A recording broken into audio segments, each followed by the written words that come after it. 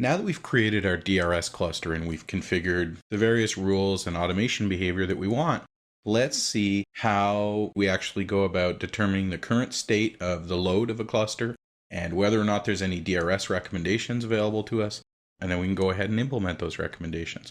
So depending on the mode that you're running your DRS cluster, it may have already made its recommendations and implemented them. Otherwise, it may be making recommendations and waiting for you to take action and confirm that that's what you want to do. And again, we may want to do that during a period of less than peak activity, but once we're pretty confident that vMotion works and doesn't have too much of an impact, then we may want to move this cluster over to a higher level of automation. So I've got the cluster object selected, and I've gone ahead and created a bunch of machines and brought them up. Now I've manually placed these virtual machines in order to make sure that the system's going to generate some recommendations for us. So if we take a look at the summary tab of the cluster and move over towards the right, we're going to see there's a vSphere DRS section. Actually, you'll see on the left, there's a little bit of detail saying that vSphere DRS is on.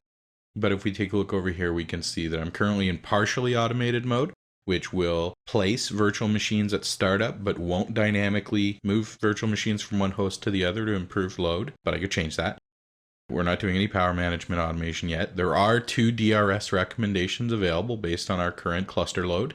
We can see that there hasn't been any DRS faults if we were in a higher level automated mode and fully automated mode, where the virtual machine couldn't be moved for one reason or the other, disks that were attached to non-shared storage, or maybe even just having removable media associated with it and being in use.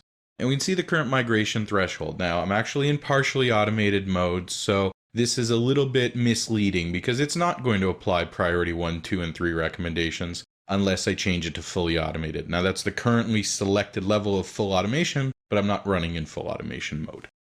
This is interesting. We can see that the target host load standard deviation is 0.2. But in the current load for the cluster, we can see that we're actually at 0.949. So we can see that it is actually telling us that the cluster is load imbalanced, and of course that's why it has recommendations for us. But if we click over to View Resource Distribution Chart, we can actually see of the hosts in the cluster, which ones have greater load.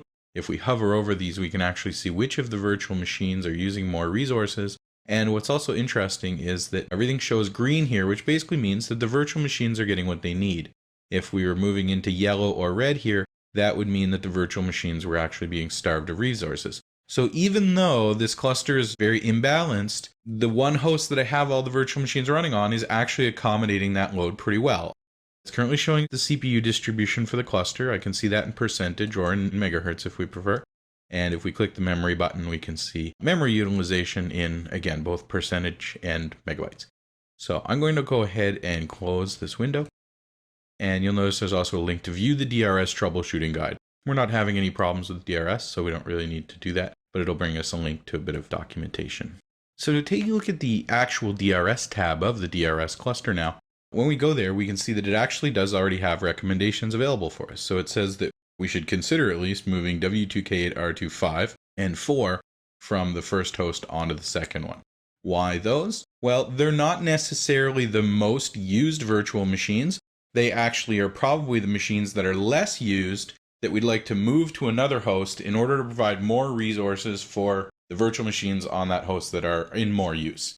Because of course, if the virtual machines are in heavy use, those are probably not the ones that we want to start triggering vMotion events on, which is going to cause a performance impact. So typically we're going to move other less busy work away from that node in order to free up resources for the busier virtual machines. Now, of course, if I had put this in fully automated mode, I probably never would have got into this state and it would keep itself balanced automatically. So if I like, I can go ahead and just apply the recommendations by pressing the button. You'll notice there's also a checkbox saying override storage DRS recommendations. Technically, these are not storage DRS recommendations at all. If we select that, we can say that we want to implement some, but not necessarily all of the recommendations that are available for us. Now at this point, this is actually not storage DRS because we're not moving the virtual machines from one data store to the other.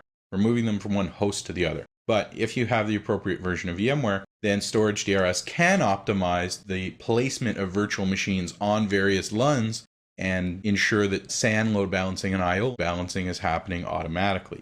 So I'm going to leave that as is. I'm just going to go ahead and click apply recommendations here, and surprisingly enough, it's going to start actually migrating the virtual machines that it recommended and that I had selected. If I wanted to, I could click Run DRS again in order to see if there's any other recommendations that it might make. But probably leave it a little bit of time for something statistically significant to happen. If I click up in the View section here, you'll notice we have a false entry. So if there were DRS triggered vMotions that weren't able to be carried out, we'd be able to see that, and we can make sure that we're not neglecting to clean up removable media and other disks and so on from testing or troubleshooting or deployment. This is very important that we allow the automated vMotion to happen. And if we click over to this history button, we can see what's been happening when we initially start a virtual machine. We refer to that as placement, and migrations are the live vMotion migrations that happen afterwards. Go back onto the Recommendations tab here, and either I can go back to the cluster properties directly, or we can access the cluster properties from here.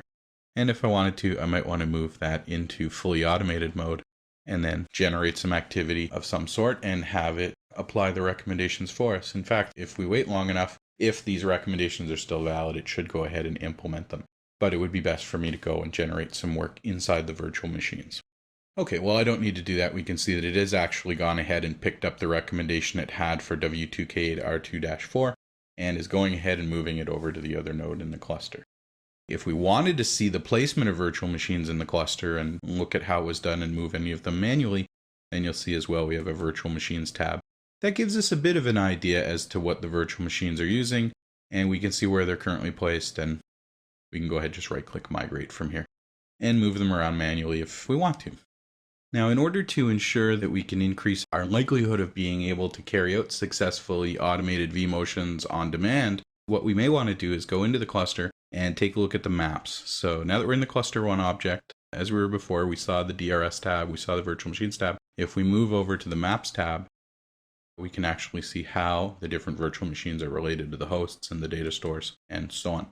So that gives us a little bit of an idea as to how to review the DRS recommendations and implement them if we want to do that, if you're running in a partially automated mode. But we also saw that by putting the DRS cluster into a fully automated mode, we don't need to take any action for it to not only place virtual machines when we initially start them, but also to dynamically load balance them throughout the cluster.